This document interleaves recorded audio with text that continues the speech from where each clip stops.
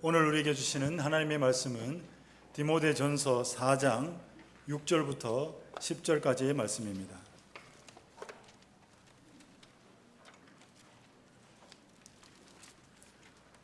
디모데전서 4장 6절부터 10절까지의 말씀, 제가 하나님의 말씀을 받들어 읽겠습니다. 내가 이것으로 형제를 깨우치면 그리스도 예수의 좋은 일꾼이 되어 믿음의 말씀과 내가 따르는 좋은 교훈으로 양육을 받으리라. 망령되고 허탄한 신화를 버리고 경건에 이르도록 내 자신을 연단하라. 육체의 연단은 약간의 유익이 있으나 경건은 범사에 유익하니 금생과 내생에 약속이 있느니라. 미쁘다 이 말이여 모든 사람들이 받을 만하도다. 이를 위하여 우리가 수고하고 힘쓰는 것은 우리 소망을 살아계신 하나님께 두미니 곧 모든 사람 특히 믿는 자들의 구주시라. 아멘. 성가대 찬양 너무 은혜스러웠습니다. 오늘 설교 제목이 경건훈련의 시금석인데, 이것을 다른 말로 좀 바꿔서 표현하면은 영성훈련의 시금석이라고도 표현할 수가 있습니다.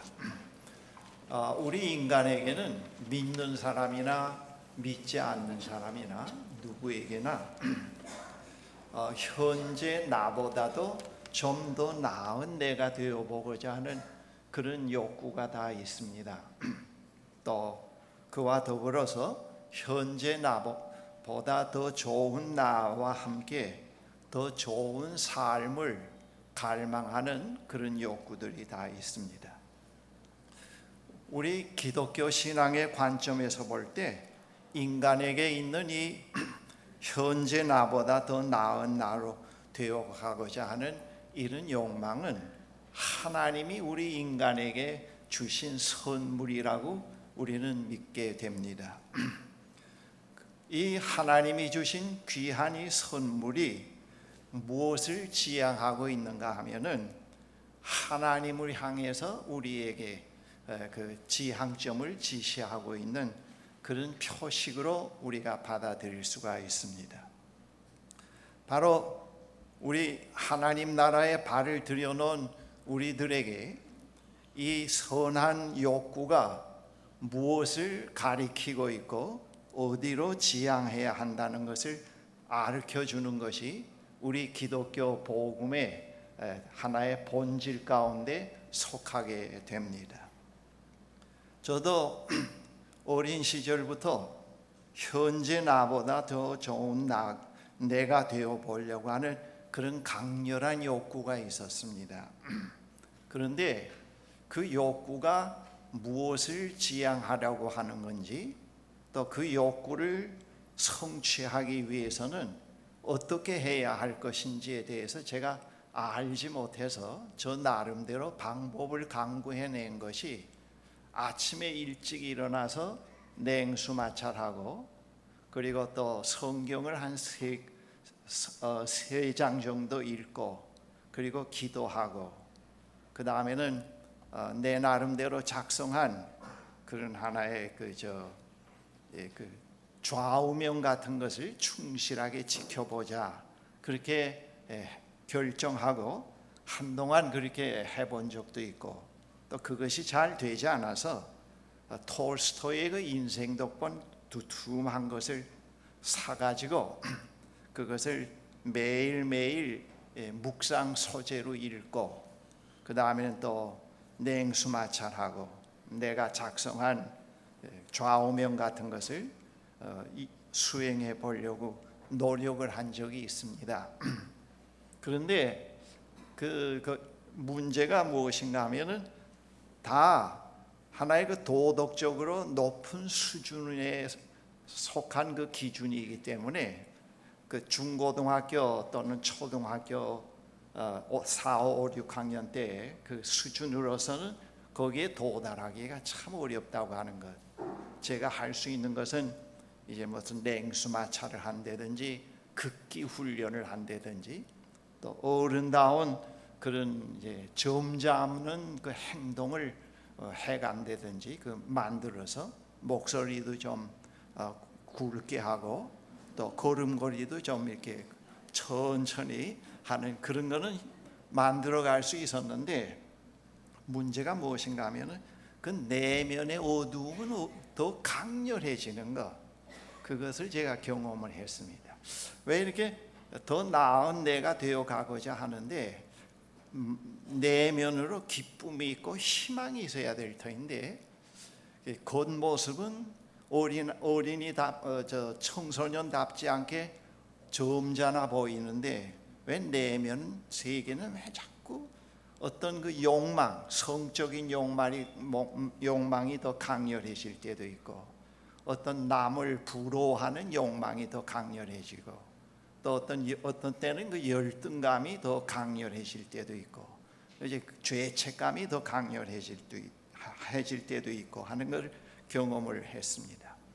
그때 저를 본 사람들은 그 어린 학생이 너무 점잖다고 해서 저를 보고 군자와 같다고 하는 얘기를 제가 듣곤 했습니다. 여러분, 오늘 이 시간에 여러분 앞에 선 저는 벌써 소시대 군자와 같다는 얘기를 들은 사람이라는 걸 여러분 기억하셔야 되겠습니다. 그런데 그 군자와 같다는 얘기가 저에게는 얼마나 부담스러운지요. 내면의 일치가 이루어지지 않는 데서는. 그런데 또 그것이 저를 표현하는데 그것이 저의 하나의 정체성으로서 제가 또 붙잡고 있었다. 나는 사람들 앞에 군자로 보여야 된다. 그렇게 한동안 또 연기를 한 적도 있었습니다. 이 기독교 신앙에서 자기가 현재보다 더 낫게 되어 보고자 하는 그런 그 욕구는 하나님의 선물로 우리가 받아들이고 있는데, 그 하나님의 그 선물을 우리가 그것을 실현해 가고 내 삶을 형성시켜 가야 하는데, 그걸 구체적으로 어떻게 해야 하는가, 그것이 이제 우리 기독교 영성에서 상당히 중요한 과제입니다. 우리 모세거래에서도 그런 방향에 대해서 매우 구체적으로 얘기해 주고 있습니다. 일반적으로 제가 소시 때 한 것처럼 믿는 사람이나 믿지 않는 사람들 모두가 다 현재보다 더 낫게 되어고자 할 때는 도덕적인 하나의 그 스탠다드를 정해 놓습니다. 그리고 착하자, 죄 짓지 말자, 또 거룩하자, 그런 것들을 해서 이행을 해보려고 합니다. 그러나 대부분 10명이면 10명이 다 실패합니다. 된 듯 하다가 또 무너지고, 된 듯 하다가 또 무너지고, 결심이 어느 정도 되어갈 때는 또 의롭게 느껴지다가 또 무너지곤 합니다. 거기서 우리가 신앙생활하는 우리 형제 자매들이 자꾸 좌절을 느낍니다. 이 신앙생활에 왜 이 프로세스가 없을까?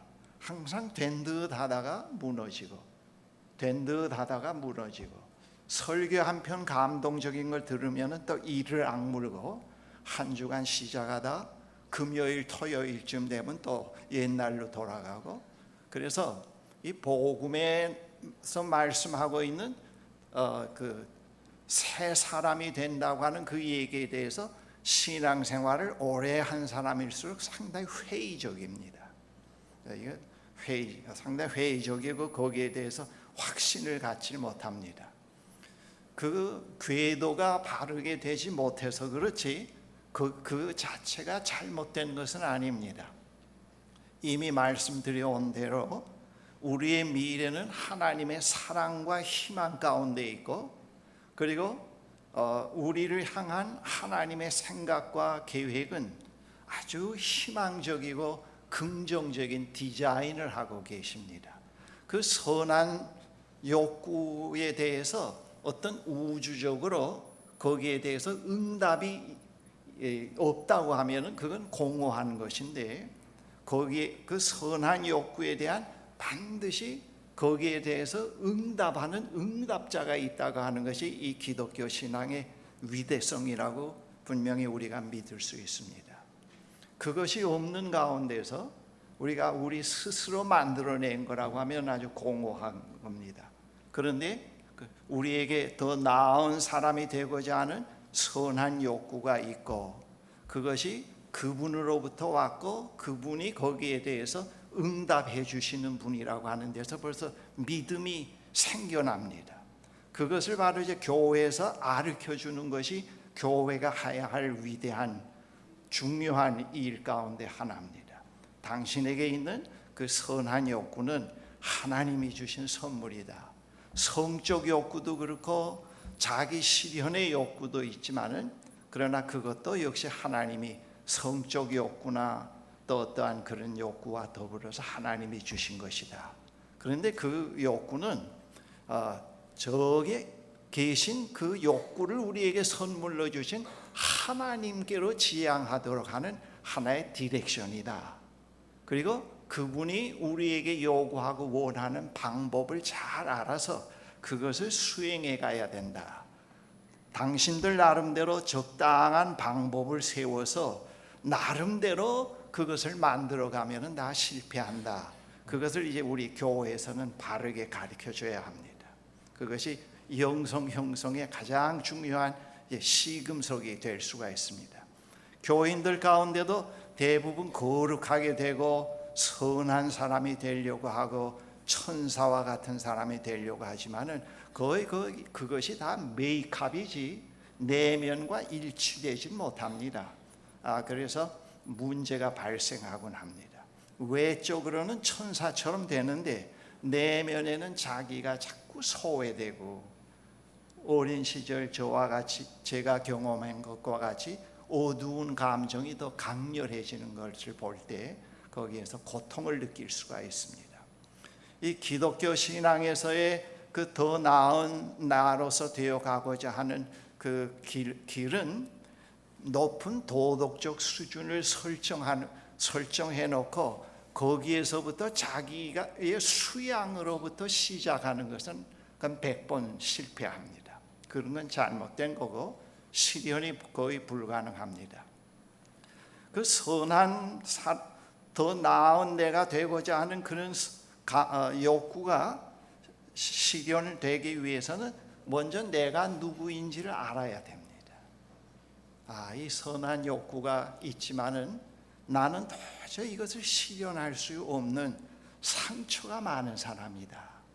유혹에 약한 사람이다. 그리고 내 내면에 이 선한 사람이 되어갈 수 있는 어떤 선한 요인이 전혀 없다. 그걸 먼저 알아야 됩니다. 그걸 이제 자기와 대면한다고 하는 걸 말합니다. 저의 문제 해결점도 거기서 풀려난 겁니다. 아무리 톨스토이도 인생 독본을 읽고 높은 이상을 가지고 실천을 해보려고 하지만은 저에게는 그것이 불가능하다는 걸 알았습니다. 자꾸 의식적인 생각은 자꾸 높여지지만은 그와는 반대 현상이 내면에 있다는 걸 제가 알게 된 것입니다. 나중에 오랜 시간이 지난 후입니다. 우리 기독교 신앙에서는 그 도덕적인 이상을 먼저 설정하고 그 결심을 하고 그다음 하나님을 자꾸 이용해서 내가 설정한 이 도덕적인 그 윤리적인 목표를 실현할 수 있도록 도와달라고 하나님을 보조 역할로 끌어들이는 게 아닙니다.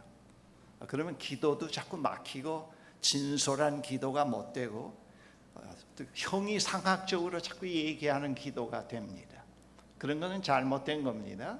오늘 제가 말씀드리는 내용을 여러분들이 충분히 소화해서 실천을 해보면은 여러분들이 제 얘기가 상당히 현실성이 있다는 것을 여러분들이 발견하게 됩니다.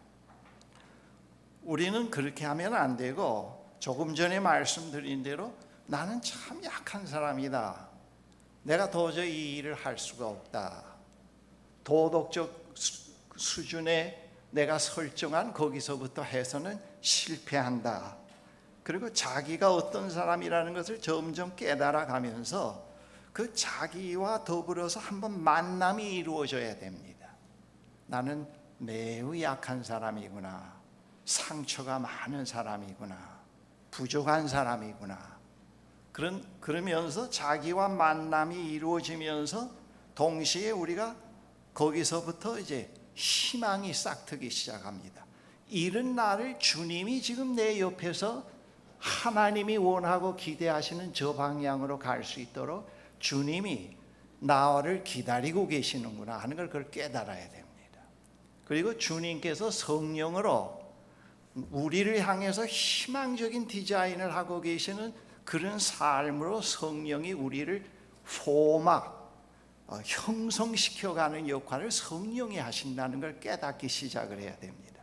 그래서 이 기독교 영성은 조금 깊이가 더해 갈수록 자꾸 능동에서 수동적으로 바뀌는 겁니다. 그분이 있구나. 하나님께서 이 세상을 극진히 사랑하셔서 그의 아들을 보내주시고 그의 아들을 통해서 하나님이 어떤 분이라는 걸 우리에게 말씀해 주셨고, 그리고 우리가 어떻게 현재 나보다 더 나은 나로 되어갈 수 있는 길이 있다는 걸 알려주셨고, 그리고 성령을 통해서 우리가 그렇게 되어가도록 도와주신다고 하는 것을 성경에서 말씀하고 있습니다. 그래서 우리가 그 사실을 이제 받아들여야 됩니다. 그리고 나서 우리는 하나님께 내 자신을 바친다고 하는 말은 깨끗해지고 거룩해지고 성숙된 가운데서 나를 드린다, 그렇게들 생각하는데 하나님은 그런 가짜 선물은 원하지 않습니다.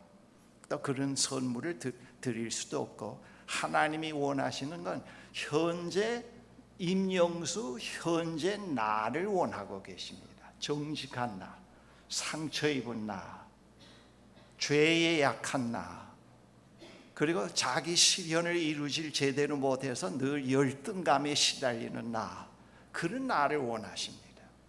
그리고 그런 나를 자기에게 바치라고 원하십니다. 천사 흉내를 내면서 바치라고 얘기하지 않습니다. 거룩한 것을 만들어가면서 나에게 바치라고 원하진 않습니다.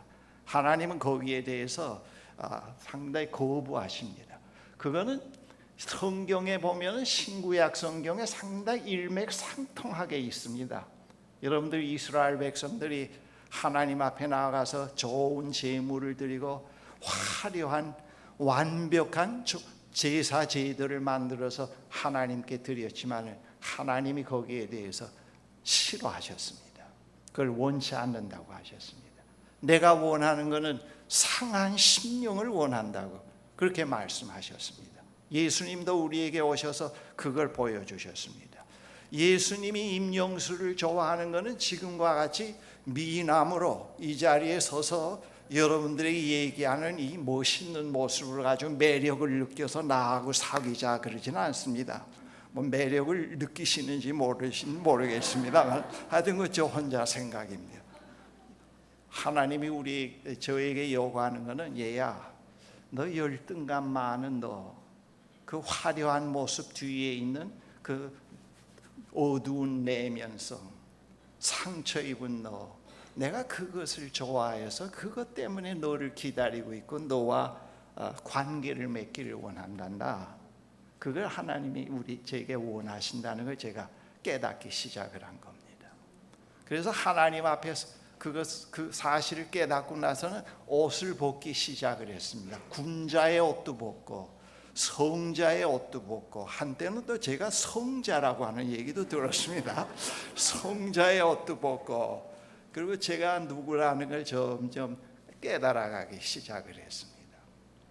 하나님이 이런 나, 군자 뒤에 숨어있는 이 어두운 나를 원하고 계시는 하나님이구나 하는 걸 깨닫기 시작을 하면서 나와 대면을 할 때 겉모습에서 높아진 내가 낮아졌다고 하는 것을 얘기합니다. 그전에는 진짜 높아진 게 아니고 만들어 놓은 높은 자리에서 허우적거리면서 다른 사람에게 뭘 보여주려고 했는데 그게 아니라는 걸 알고 그 자리에서 내려왔습니다.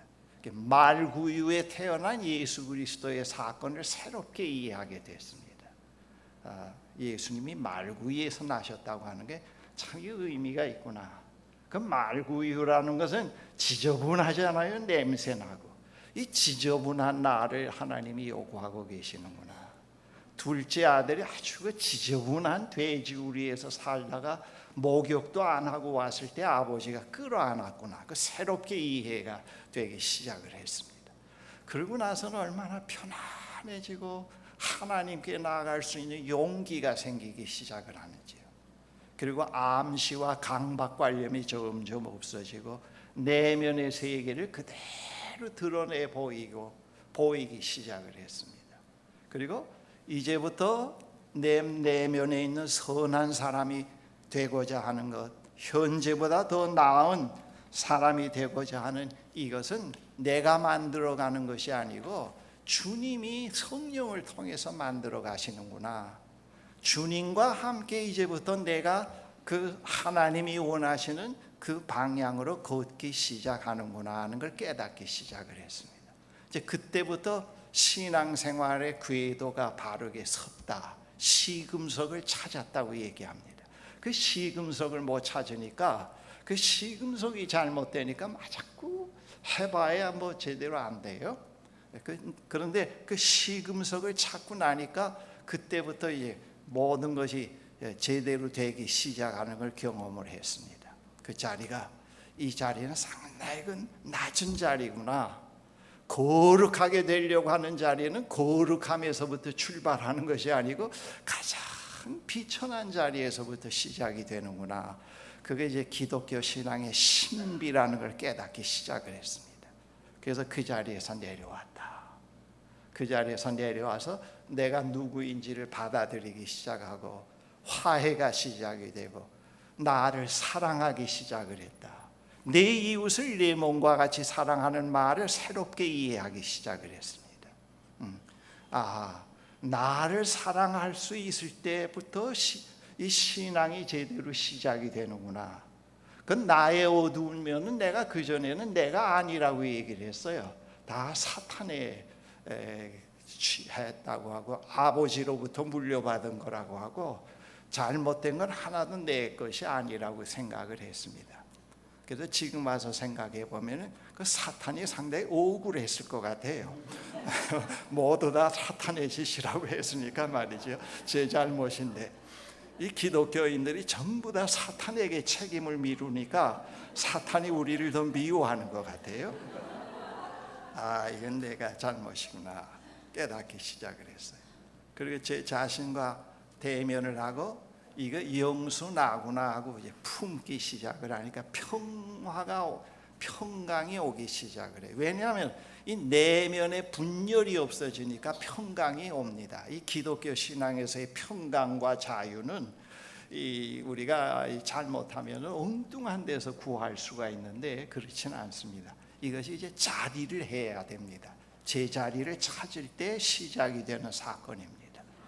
평강을 경험하기 시작을 했습니다. 그리고 그 주님에게 제가 제 자신을 그대로 보여드리고 주님 이제부터 주님이 인도하시는 대로 제가 따르고자 하오니 이 따를 수 있는 것도 제 능력으로 되는 건 아닙니다. 주님이 저를 도와주셔야 됩니다 하고 그것까지 기도하기 시작을 했어요.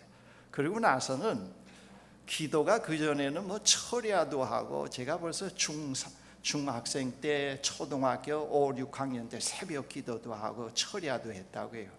근데 그 철야를 하면은 기도를 해도 전부 내면의 세계 실존의 문제와는 하나도 관련이 없는 밤을 새워서 울부짖어도 실존의 문제는 그대로 있구나 하는 하나의 변화가 있다고 하면 목이 좀 쉰 거 그거밖에 밤새도록 소리 질렀으니까 막 악을 썼으니까 그런 것밖에 없었는데 바뀌었어요.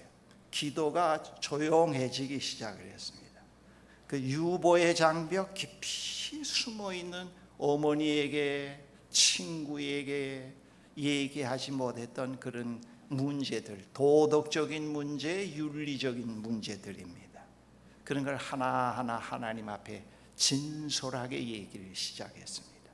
나중에 알고 보니까 하나님은 우리에게 제일 요구하는 것이 화려한 언어의 표현이 아니고 정직한 걸 요구하고 계신다는 걸 깨닫기 시작했습니다.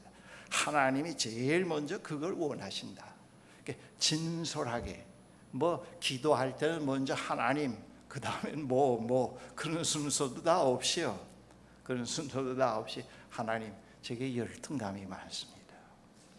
그리고 이런 것들이 있습니다 하고 하나하나 아주 서툰 표현들이지만은 어린아이가 어머니에게 얘기하는 것처럼 진솔하게 이야기를 해가기 시작을 했습니다. 그렇게 해가기 시작하면서 점점 희망이 생기기 시작을 합니다. 그리고 기도에 대해서 감이 잡힙니다.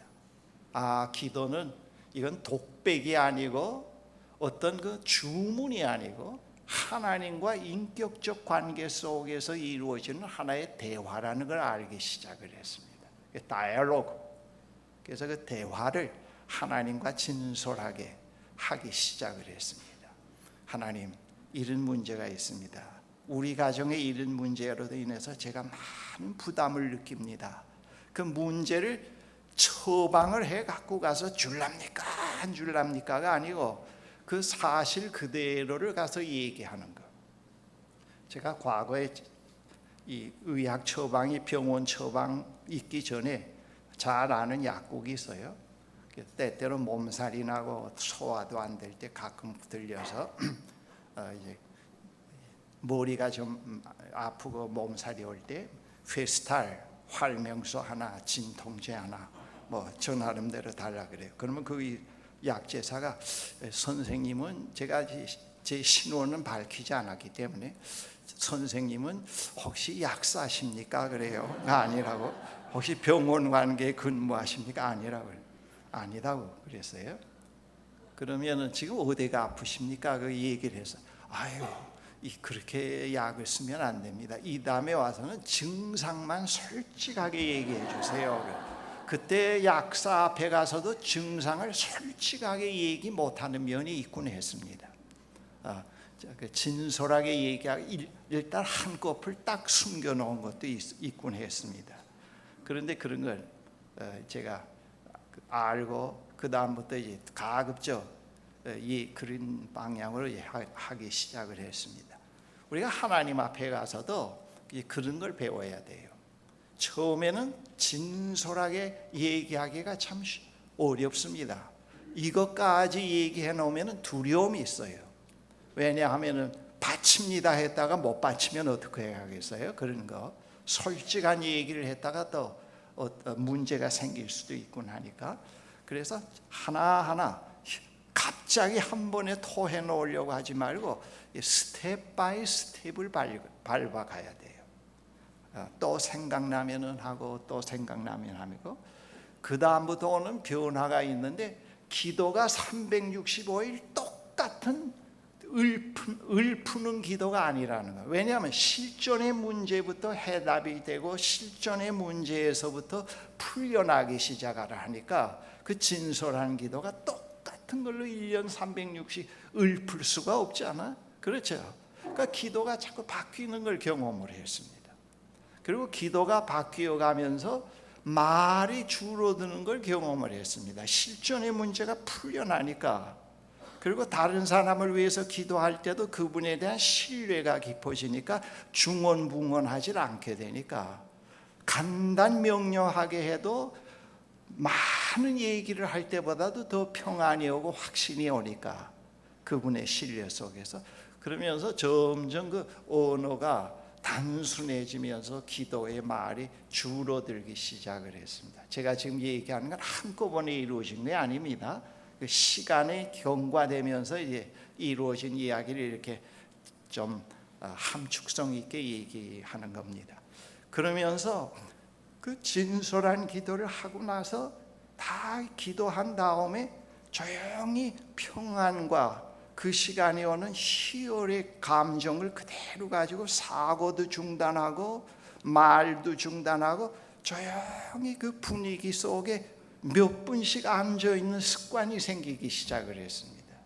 그게 바로 이제 묵상입니다. 여러분 요즘에 묵상하는 방법, 관상기도하는 방법론을 많이 강조하고 있는데 그건 상당히 위험한 거예요. 이건 하나님과 사귐 속에서 영적인 그 발전 과정에서 자연스럽게 일어나는 현상이라는 걸 제가 많이 강조합니다. 그 테크닉부터 배워가지고는 역시 내면의 문제는 해결되지 않습니다. 그건 위험한 겁니다. 하나하나 하나님께 아뢰기 시작을 하면서 이루어진 그런 현상이 일어납니다. 지금도 아침에 일어나서 잠깐 묵상 소재를 읽고 채플에 들어가서 그 내용을 가지고 조근조근 하나님 앞에 얘기하고 나서 그 다음 조용히 그 평화로움, 때때로 그렇지 않은 면도 있긴 있습니다만은 그러나 평화로움 또 감사의 감정을 가지고 조용히 침묵 속에서 몇 분을 있다가 아멘 감사합니다 하고 채플 의자에서 일어나곤 합니다. 그리고 하루 그분과 하루를 동행한다 생각을 하고 믿고 하루를 또 살아가곤 합니다. 마찬가지입니다. 우리 여러분들이 그 하나님과 그 기도 대화하는 방법론이라는 건 없습니다. 솔직만 하면 됩니다. 문제 하나하나를 여러분들이 하나님 앞에 가지고 나가서 이제부터 그분이 나를 새롭게 포맷 시켜가니까 형성시켜가니까 그분에게 맡기고 그분의 손 안에 내가 있다는 것을 여러분들이 알고 그분의 길들임 속에 있다는 걸 내가 믿어야 됩니다. 그것이 완벽하게 믿어지지 않더라도 어느 정도 믿어지는 그걸 붙잡아야 됩니다. 우리는 믿음의 강박관념이 생겨서 100% 신념이 생겨야 된다고 자꾸 믿자 하는데 그건 안 돼요. 오늘 아침에 2%면 2%를 붙잡으면 됩니다. 2%를 가지고 당신 앞에 나왔습니다. 나는 2%지만 당신은 나를 온전히 사랑하시고 이해하고 계시는 참된 분이십니다. 우리가 2%라고 해서 하나님이 2%로 바뀌는 게 아니에요. 2% 뒤에는 우주를 창조하신 완전한 하나님이 계시고 우리가 그분에 대한 이해가 2%에 불과한 거기 때문에 우리는 그 믿음의 척도를 감정과 일치시켜보고 이상과 일치시켜보려고 할 필요가 없습니다. 그것도 욕심입니다. 100% 확신이 있어야 뭐인가 얻을 수 있고 기도할 때 아픈 사람 가서 기도하면 번쩍 일어날 수도 있고 거의 다 따지고 보면 거의 다 허영심에서 생긴 것들이에요. 믿음 많이 갖고자 하는 이 믿음은 하나님이 주시는 겁니다. 그래서 그 순간에 준 만큼 감사합니다 받아들이면 돼요. 의심이 있어서 하나도 믿어지지 않으면 오늘 의심이 있어서 하나도 믿어지지 않습니다. 그러나 오늘 당신이 저를 붙잡고 계신다는 걸 제가 압니다 하고 일어나면 돼요. 하나님은 그거를 충분하니까 말이죠. 그래서 기도를 자꾸 배워가야 돼요.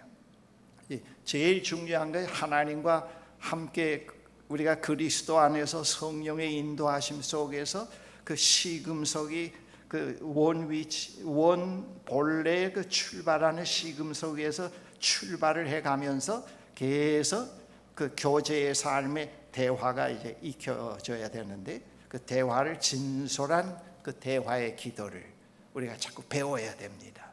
배우고 또 말씀을 자꾸 음미하는 훈련을 배우고 여러분들이 성경을 금년에 3번 완독을 하겠다면은 그거는 주중에 다른 시간을 내서 그 목표는 달성하고 아침 묵상 시간에는 한 패러그래프, 한 센텐스를 가지고 묵상을 해야 됩니다. 소재는 하나를 가지고 자꾸 되씹어서 몇 번씩 읽으면서 되씹으면서 그분이 오늘 나와 함께 새로운 삶으로 인도해 주시는 사랑하는 님이 사랑하는 그분이 나에게 뭘 말씀하실까 그런 기대는 가져야 됩니다. 그런 기대 갖지 않는 묵상과 성경 읽는 거는 그건 무익한 겁니다. 자꾸 사회 나가서 살다 보니까 갈등이 있다, 불안이 있다, 초조가 있다. 이게 좀 없어지면은 동창회도 좀 더 잘 가서 편안하게 있을 터인데 이런 것들 영성 훈련을 해서 좀 없애버리자. 그 사회 자기 나름대로 삶을 편안하게 좀 잘 살기 위해서 영성 훈련을 하고 뭐 묵상을 배우려고 하면은 이건 안 돼요. 하나님이 거기에 속아 넘어가질 않습니다. 그래서 하나님이 거기에 동의하질 않습니다. 먼저 우리가 우리를 드려야 돼요. 나를 드리고 그분을 신뢰하면서부터 우리는 대부분 나를 드린다 그럴 때 내가 원하는 방향으로 그분이 이끌지 않고 엉뚱하게 선교사가 되라 하지 않을까, 목사가 되라고 하지 않을까 하는 두려움에서 그 얘기를 못합니다. 그리고 나를 드립니다고 할 때는 거기에 무엇이 깔려 있는가 하면은, 드립니다 하면은 내가 바라고 있는 세상적인 욕구를 그분이 들어줄 거라고 하는 데서 그렇게 하는데, 그것도 안 돼요. 그런 것들이 이제 신앙의 과정 속에서 드러납니다. 한꺼번에 다 없어지지 않더라도 자꾸 깨달음 속에서 드러나고 또 메모하고, 드러나고 메모하고 깨닫고 감사합니다. 그래서 자꾸 하나님은 우리에게 아주 복잡하고 오리무중 같은 그런 길을 갖다가 자꾸 빛으로 우리를 인도해 가기 시작을 해요.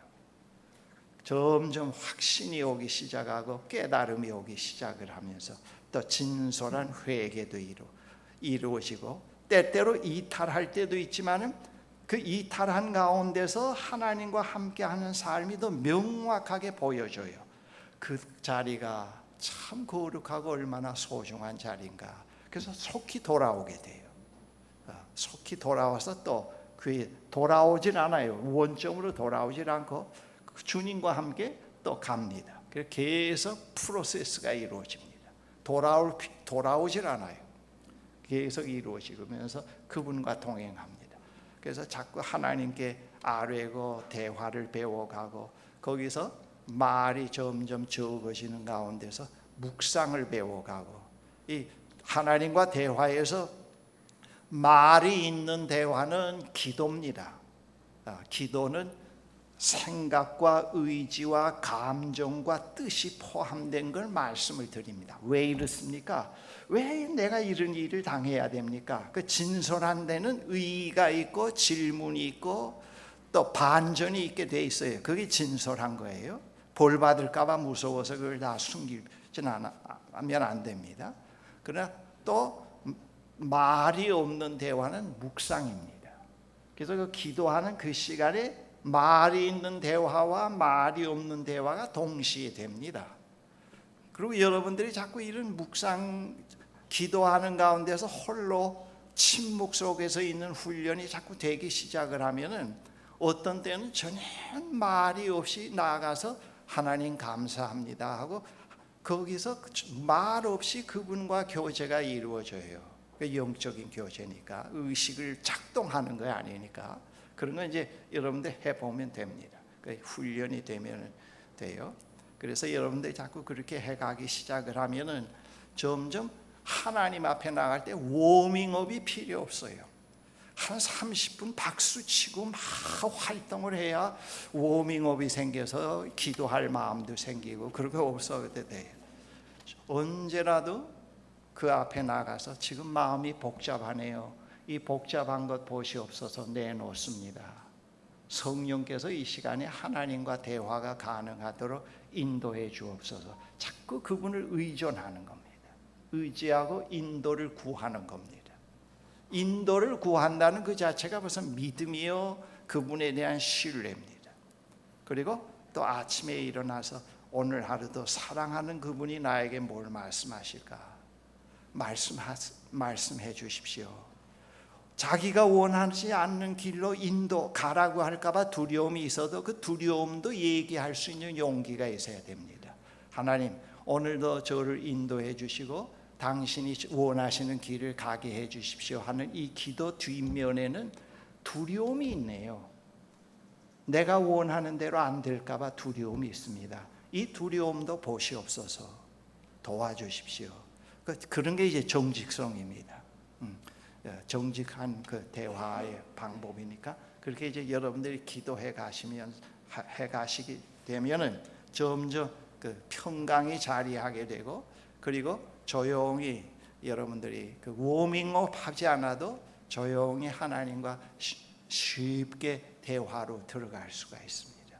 쉽게 대화로 들어가게 되고, 그리고 하나님의 그 말씀에 하나님을 향해서 마음을 집중할 수가 있습니다. 그러면서 우리의 영성이 점점 형성되어 가는데, 그 영성의 형성이라는 건 하나님과 사귐이 점점 깊어지면서 그 다음 나 자신과 화해의 삶이 점점 깊어지는 현상이 일어납니다. 내면의 문제들이 자꾸 없어지니까 나 자신과 화해가 이루어지고, 그리고 이웃과의 관계가 자꾸 의식적이 아닌데 개선이 됩니다. 남의 비판을 하기가 싫고, 죄 지옥 갈까 봐 무서워서가 아니고, 체면이 아니고 하기가 싫어요. 그리고 유치해 보이고, 이 짧은 세상에 왜 남 얘기만 하다 살까?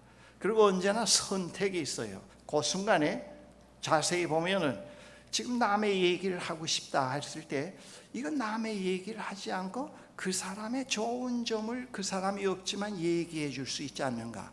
언제나 선택이 있을 때 하나님, 저는 이쪽 사이드를 선택하지 않고 그분을 칭찬해 주는 면을 선택을 하겠습니다. 그래서 그걸 선택을 하고 그걸 해보면은 여러분들 영적인 경험인데 그 성취의 기쁨이 있습니다.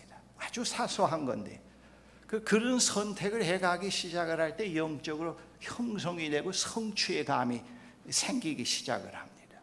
그리고 선택을 바르게 하기 시작을 해요. 그리고 내가 남의 얘기를 항상 하는 건 그를 위한 것이 아니고 나의 낡은 습관이구나, 그걸로 먹고 살고 그걸로 즐겼던 나구나 하는 게 드러나기 시작을 해요.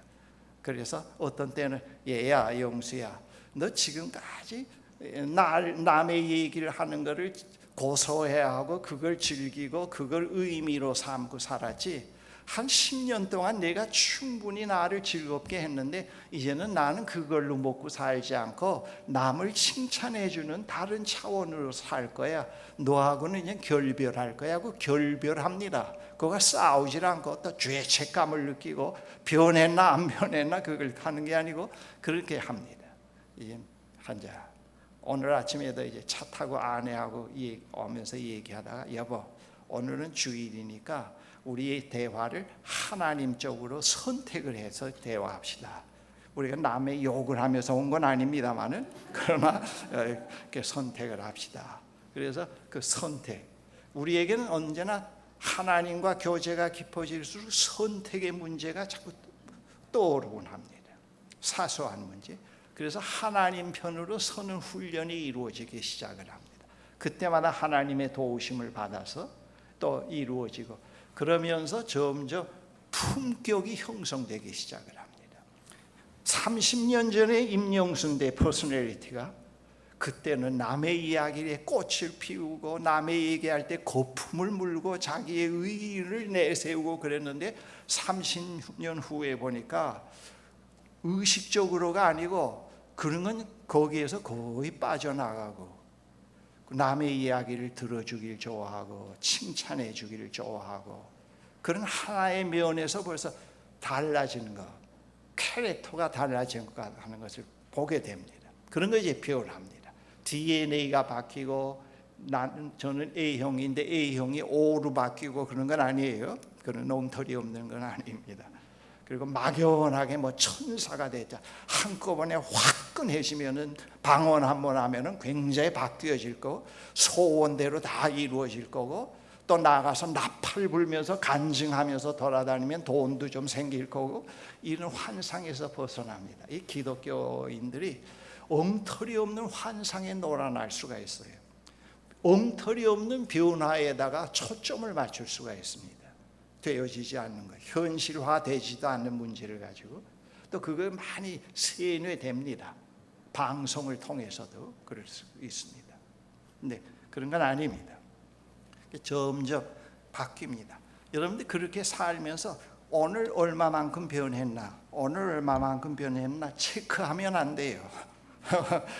그건 변화되는지 안 되는지는 하나님께 맡기고 그 방향으로 꾸준하게 이탈하지 말고 꾸준하게 여러분들이 1년, 2년, 3년 가면은 어느 시점에 가서 똑같은 사건에 부딪혔는데 그전과는 전혀 다른 반응이 나타나는 걸 보고 자기가 놀랍니다. 아, 내가 이렇게 변화됐구나.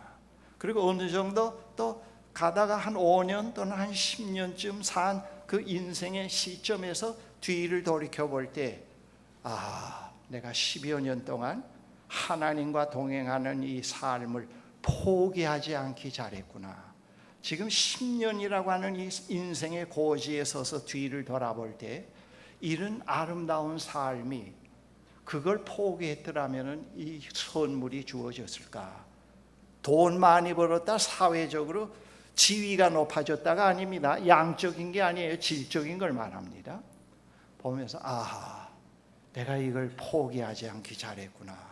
꾸준하게 그의 도움을 요구하면서 이 시점까지 온 게 참 잘했구나 하면서 감사가 생깁니다. 그리고 앞으로도 세상 떠날 때까지 내가 이 길을 결코 포기하지 않으리라.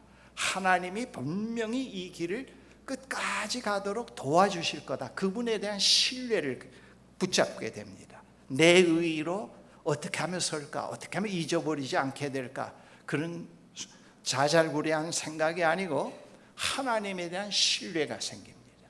저도 그런 걸 몇 번 경험했습니다. 50대 나서 또 50대 후반에 왔을 때 내가 지금까지 이 구도자의 삶을 포기하지 않기 잘했구나. 또 이 모세골을 시작할 때 모세골을 시작하는 그 시점에서 돌이켜보면서 내가 그 길을 포기하고 그 삶을 익히지 않았더라면 오늘 최종적으로 하나님의 인도하는 삶 속에서 마지막 결론을 내가 쓸 수 있었겠나. 너무 감사하다 하는 생각을 그때 하게 됐습니다. 지금도 마찬가지입니다. 끝까지 이 길을 포기하지 않아야 내가 아버지 앞에 설 수 있지 않겠는가. 나는 믿어요. 지금 내가 하나님의 손 안에 있기 때문에 하나님의 손 안에 있는 나를 그 누구도 빼앗아갈 수 없다는 것, 죽음도 빼앗아갈 수 없다는 걸 믿어요. 그러니까 제가 죽더라도 제 내면에 어떤 하나님과 동행하는 과정에서 형성된 과학으로 생물학으로도 밝혀지지 않는 나의 본질은 그분 손 안에 있다고 믿습니다. 또 제가 장례식 운명하는 순간에 그 교인들을 가끔 보면서 그 장면을 확인하니까 그게 저에게는 상당히 희망입니다. 다음 세상이 없다는 말은 완전히 거짓말입니다. 그건 속이는 겁니다. 이 현실이 다가 아니에요. 그 성경에도 하나님 손 안에 있는 것은 높음이나 낮음이나 죽음도 빼앗을 수 없다. 하나님 손 안에 있는 본질적인 것이 있기 때문에 제가 지금도 말하고 사고하고 제 세포가 분열되지 않고 죽은 사람의 세포는 완전히 분열이래요. 그 살아있는 사람의 세포는 통합점을 향해서 계속 움직입니다. 활동하고. 이런 과학으로도 밝혀지지 않는 이런 신비, 색깔로 드러나지 않는 것, 이런 것들은 이건 상당히 과학에서도 밝힐 수 없는 겁니다. 그래서 난 하나님의 손 안에 있다. 사탄이 이것을 결코 빼앗을 수 없다 하는 걸 믿고 있습니다.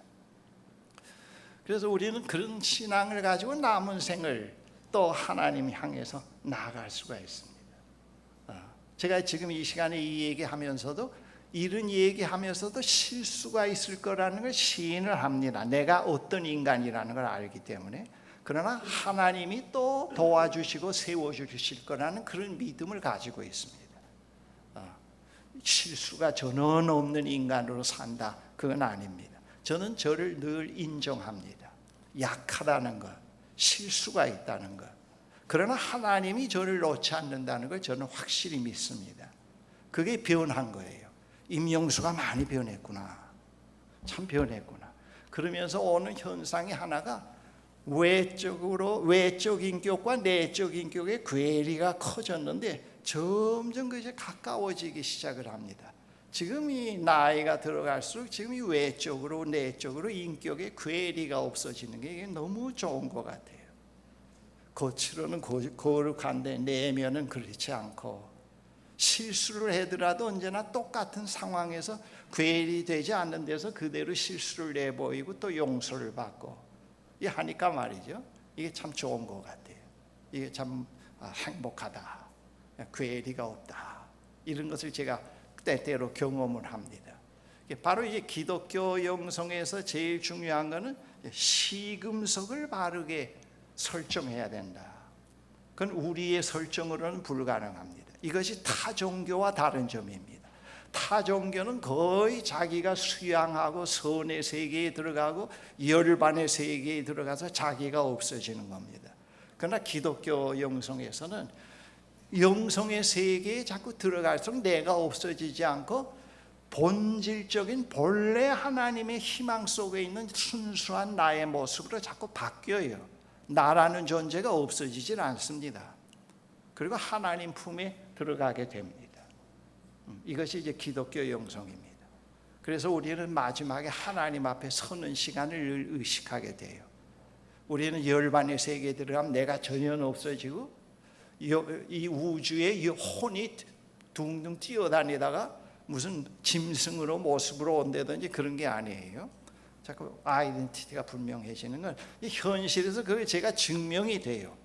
20대보다도 30대보다도 40대보다도 점점 많이 제 본래의 모습을 제가 찾아가는 것 같아요. 허세가 없어지고 죄책감이 없어지고 자유하게 되고 거짓된 행위에서 많이 벗어나니까 그때보다도 점점 나의 모습이 드러나고 있다. 제가 생각이 확신이 듭니다. 이게 좀 그래서 주님 앞에 가서 설 때는 좀 더 진정한 나의 모습으로 주님과 더 가까워지는 모습으로 설 수가 있겠구나. 그걸 제가 생각을 이제 하게 됩니다. 그래서 우리는 계속해서 그 길을 가게 돼요. 앞으로 여러분들이 이제 인생의 남은 생을 30년, 40년을 더 살지 또 그 수명이 길어지니까 50년을 더 살지 모르겠습니다.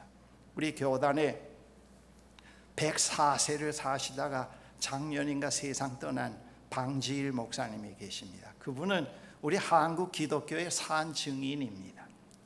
그분이 세상 떠나셨다는 소식을 듣고 옆에 있는 우리 목사님, 후배 목사님 한 분이 저를 보고 목사님도 박 목사님처럼 104세 넘게 사세요 그래요. 그 순간에 예 그렇게 하겠습니다가 아니고 대답은 안 하고 이렇게 계산을 해보니까 30년 이상을 더 살아야 될 것 같아요. 스트레스가 와요. 이거 30년을 어떻게 더 사나. 스트레스가 어느 거 제가 기쁨이 아니고 막 짐이 되고 스트레스가 와요. 그런 생각을 잠시 가진 적이 있습니다. 우리가 수명이 자꾸 길어지는데 앞으로 지금까지 어떻게 살아왔던지 앞으로 남은 생이 더 중요하다고 봅니다. 하나님 앞에서는 그게 더 중요하니까 언제나 여러분들의 미래, 세상의 미래는 하나님의 희망과 사랑 안에 있다는 걸 믿어야 됩니다. 그리고 그 하나님이 우리를 향해서 매우 긍정적이고 희망적인 디자인을 해가고 계신다. 그 디자인은 겉모습이 아닙니다. 사회적인 지위가 아닙니다. 큰 교회 목사로 만드는 게 아닙니다. 질적인 겁니다. 그걸 디자인해 가신다는 걸 언제나 믿고 그분이 오늘도 뭘 말씀하실까? 그분이 나에게 어떤 것을 요구하실까? 그분은 무엇을 원하실까? 그런 질문과 함께 늘 말씀을 묵상하는 이건 훈련이 좀 필요합니다. 한 번에 이루어지지는 않습니다. 그러나 그렇게 자꾸 꾸준하게 자꾸 시행착오를 해가면서 해가기 시작을 하면은 여러분들이 점점 기독교 신앙의 본질이 뭐라는 걸 이해하기 시작을 합니다. 이 기독교인들의 문제는 기독교 신앙의 본질을 잘 이해를 못한다는 게 문제입니다. 예수 믿으면 그저 복받고 인류 대학만 가고 출세하고 인간의 욕구를 극대화시켜주는 것이 기독교 신앙이라고 생각하는데 이거는 상당히 위험한 겁니다. 부산물로 이런 게 혹시 있을 수는 있습니다. 그러나 저 같은 사람도 우리 아들이 딸이 있지만은 제가 이 영성의 길을 걷는다고 해서 인류 대학 가지를 못했고 그렇습니다. 또 사회적으로 높은 자리에 있지도 않았어요. 그런데 그런 것은 아니에요. 중요한 것은 질적인 문제입니다. 그래서 거기다 우리가 포커스를 맞추고 꾸준히 오늘 기독교는 전 세계적으로 쇠퇴의 길을 걷고 있습니다. 껍데기 기독교가 자꾸 없어집니다. 거기에 대해서 실망을 느끼면 안 됩니다. 이슬람이 커진다고 하는 데서 두려움을 느껴도 안 됩니다. 오늘의 문제는 이슬람이 커진다고 해서 문제가 아니고 기독교 신앙이 자꾸 쇠퇴해가고 본질을 잃어버리고 있다고 하는데 문제가 있는 겁니다.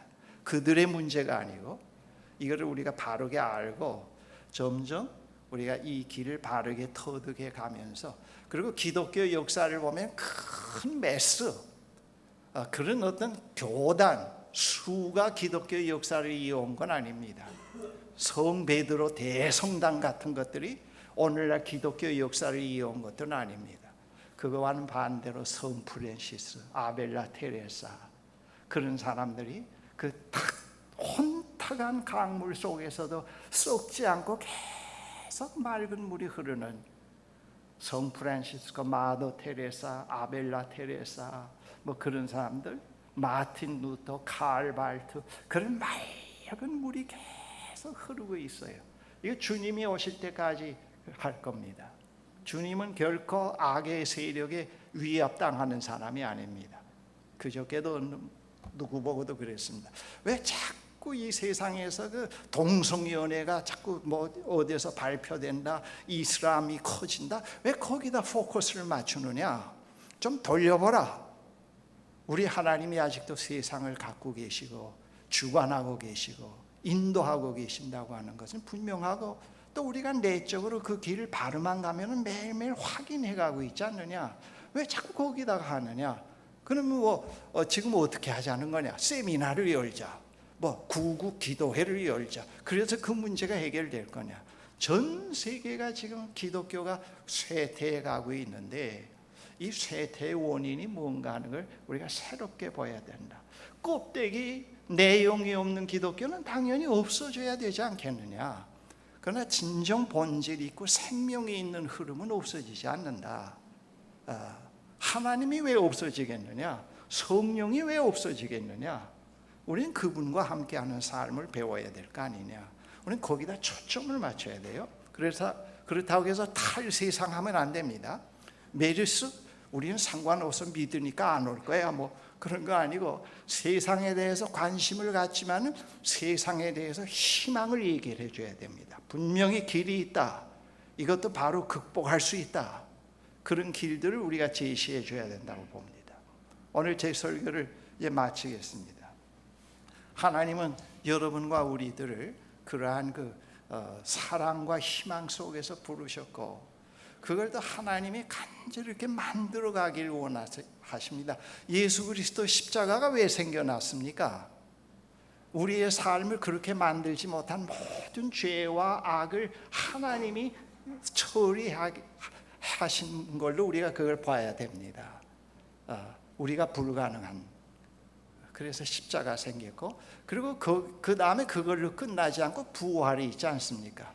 그래서 우리는 임영수 한 개인의 이런 길을 꾸준히 걸을 때 최종적으로 하나님 안에서 성취되는 그 삶이 예수 그리스도의 부활로 저는 보고 있습니다. 부활 속에 포함되어 있다고 그걸 봅니다. 우리는 그런 희망을 가져야 됩니다.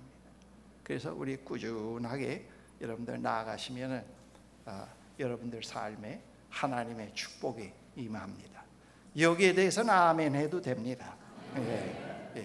복 받습니다, 인류대학 갑니다, 그건 아멘 하지 말고, 아들만 낳습니다, 그런 거 하지 말고, 그러지 말고. 정말이에요.